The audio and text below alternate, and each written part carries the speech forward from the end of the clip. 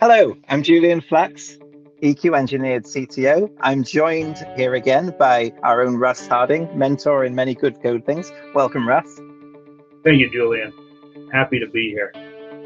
We are having another fireside chat, and this time we wanted to talk about a topic that is close to both our hearts, which is layering in code. Did you have some first thoughts about layering and the role it's played in your working coding life? Yeah, I mean, there's a lot to talk about there, right? I mean, there's a lot to break down, and you have your old school monolithic applications, but as I've worked in newer applications and systems, you have your very traditional, 3 layers, right? You get your UI layer, business logic layer, and your data layer, right? I mean, I've had good luck thinking a little bit more about, almost like a configuration layer where you store all your configuration settings, which kind of sits a little bit adjacent to some of this. And then in addition to that, in a few cases, I will kind of stick another layer in between your business logic and data access, depending on the application, right? I mean, there's some value to separating out the actual bit that goes to your durable storage, whether it be some sort of database, SQL Server, Oracle, NoSQL, whatever it happens to be, file system. And then some mechanism that actually provides an application-wide caching. And, I found that to be really pretty useful in your high-performance type applications. Does add complexity. But adding that additional layer in between can be really helpful. You pull the data out of the database, actually transform it into the form that you want to use it, and store that into a cache, and then everything upstream from that kind of just uses that.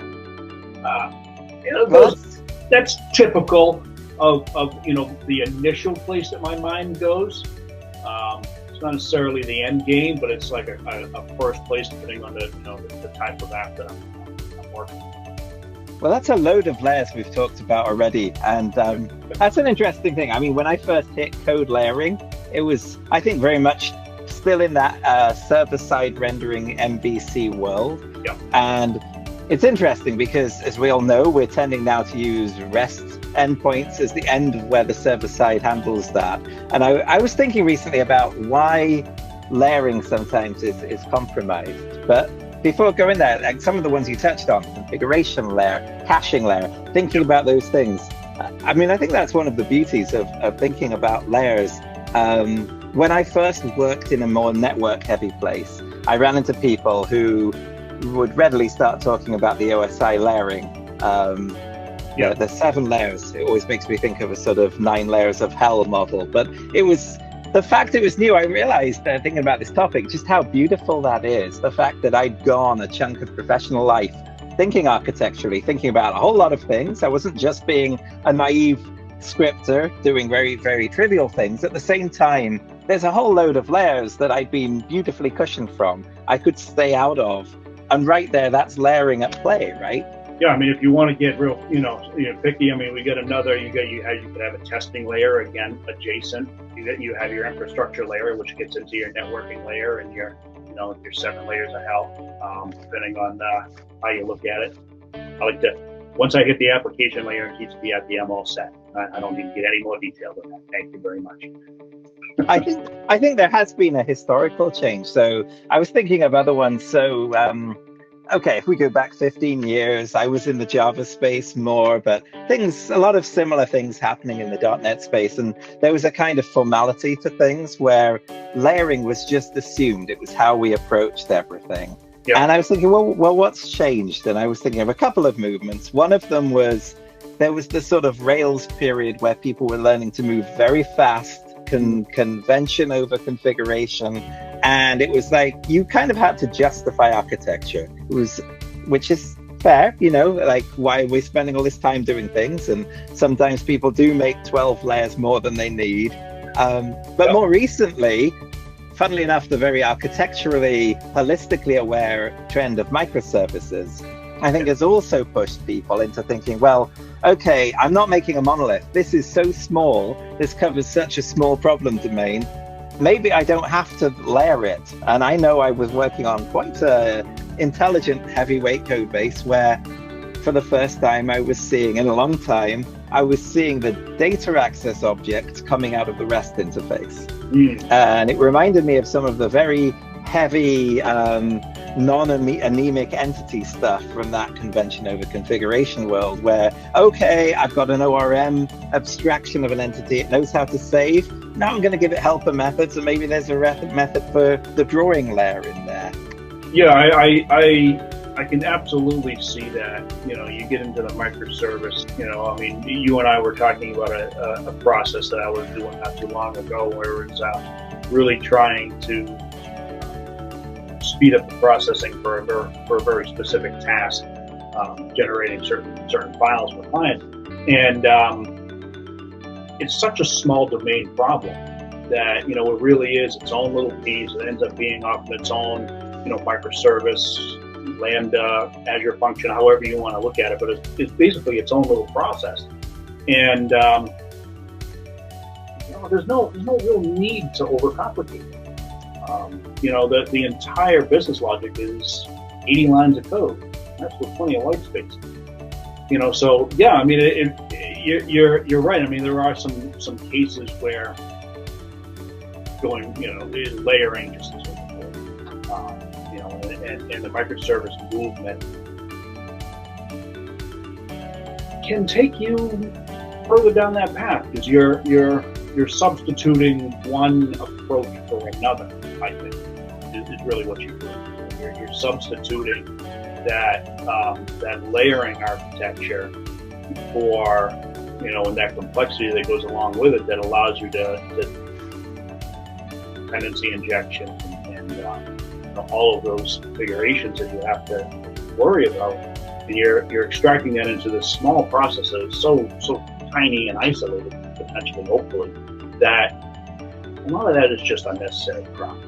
Layering first came up recently with you and me, or recently, a few months back. I was editing a piece of code that had been thrown together very hastily. I had a tiny atomic change to make, and I was running into a case where there wasn't really a business-only layer. There was a controller layer, there was a persistence layer. It had worked to a point.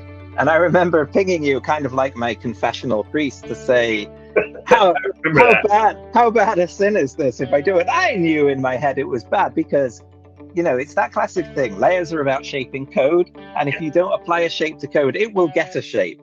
It will accrete, it will take on a form. It will be a unhewn piece of marble, and it might not be a thing of beauty.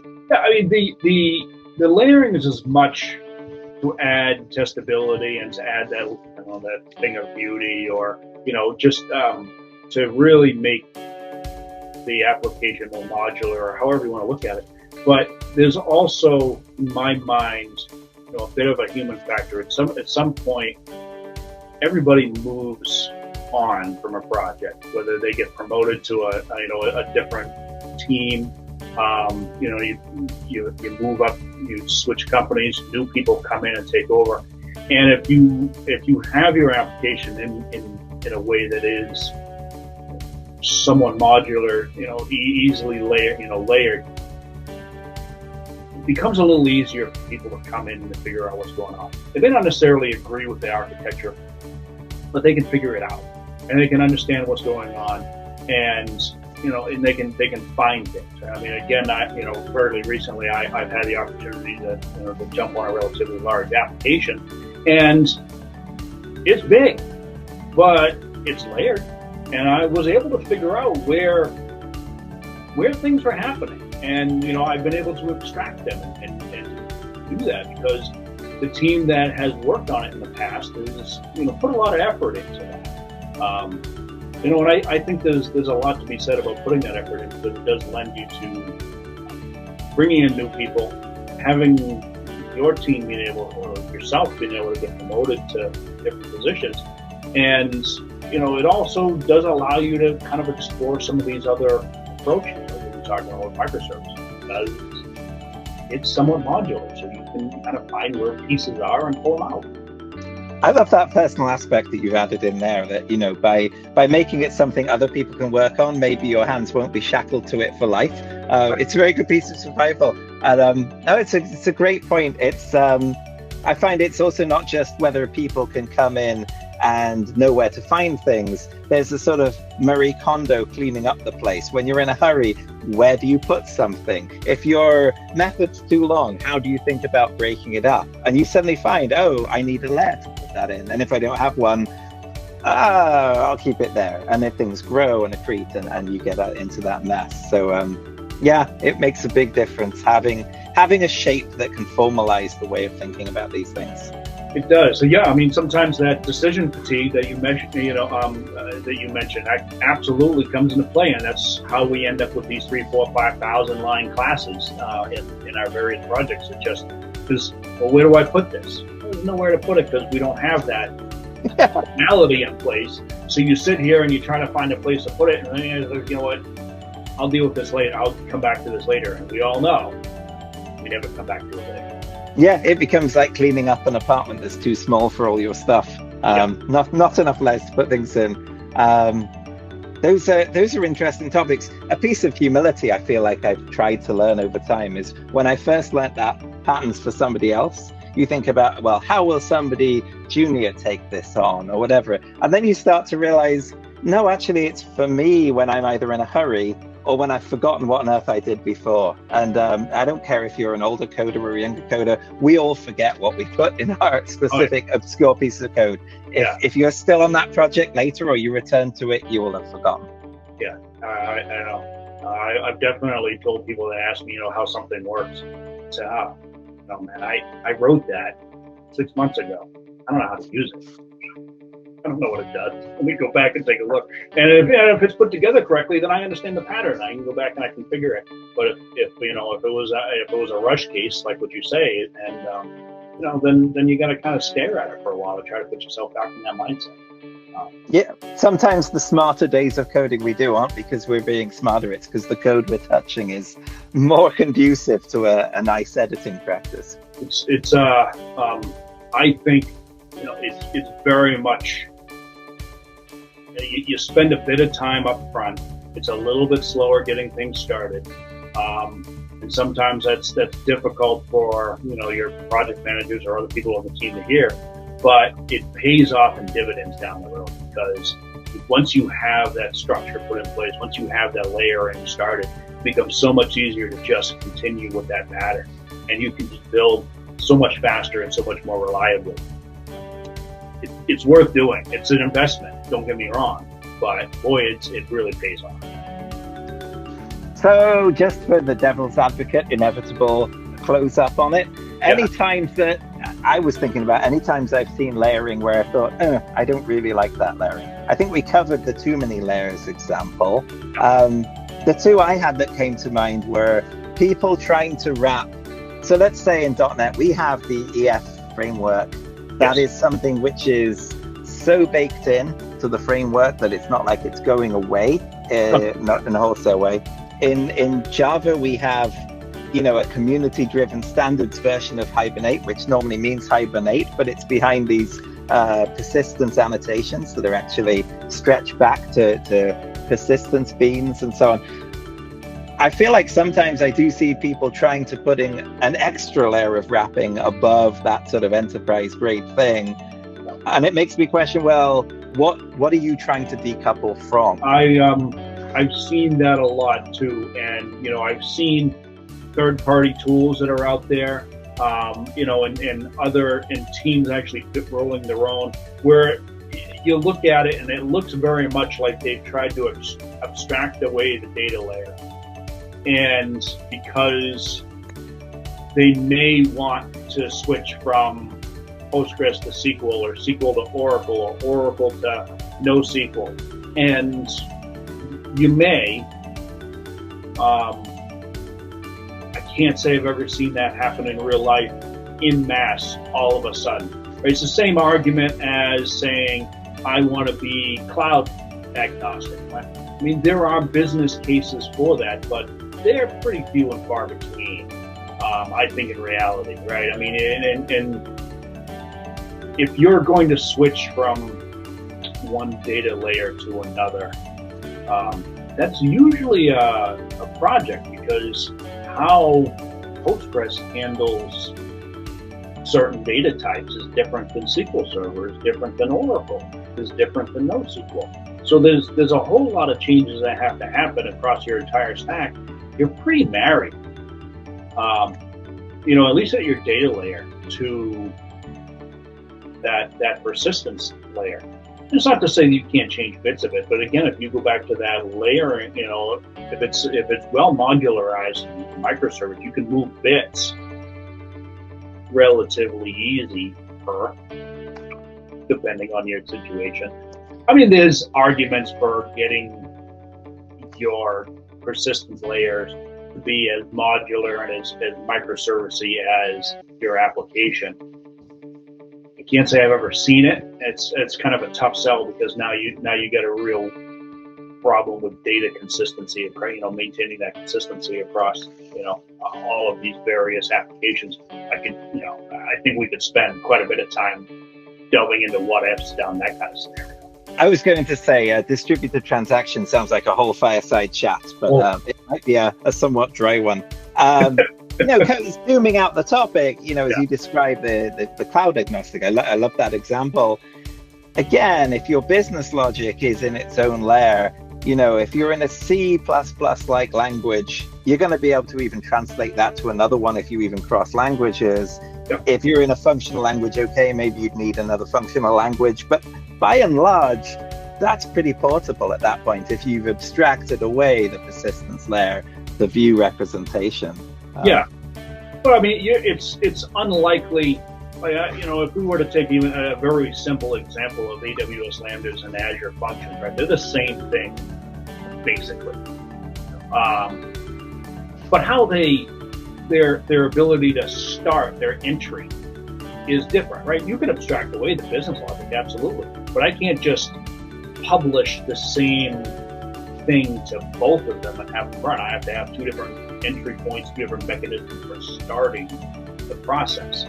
So, I mean, at some layer, you have that. You're kind of married to your infrastructure somewhere, unless you're building a VM and everything runs on a VM and you move the VM back and forth. But, if you're trying to do microservices, that's maybe not always the best approach. So, there is there's always give and take. But, I mean, at some point, I see a lot of applications, even if it's a thin layer, which is easy to manage, but it's still there. There's always judgment to use. I think that comes back to the thing, even if you have a super simplistic little function app, microservice, whatever out there, at some point you have to decide, am I exceeding the layers I have? Should we have structure in here? Is this going to grow? So thank you for the chat. That was edifying as always. And I think one thing I do is, I think layering something where interview kind of questions or, CS school, people have very strong essay-like opinions on them. But it's really those moments when you're at your most hurried, you're most harassed, you have a job to get done, where ideally this kicks in as an instinct and you say, okay, yeah, let's do the right thing here. It really comes down to, I need to be able to get the job done. How can I do this? How can I do this in a way that's not going to back me into a corner later, so that we can maintain this application into the future? Because it's going to live for whatever it is. If you think that it's going to be out there for a year, it's going to be out there for 10. So how do you make it stand the test of time? That's a great parting thought. Maybe there'll be a part 2 on this if we have sufficient rants about layering over the coming months. Thank you, Russ. Thank you, Julian. I appreciate it.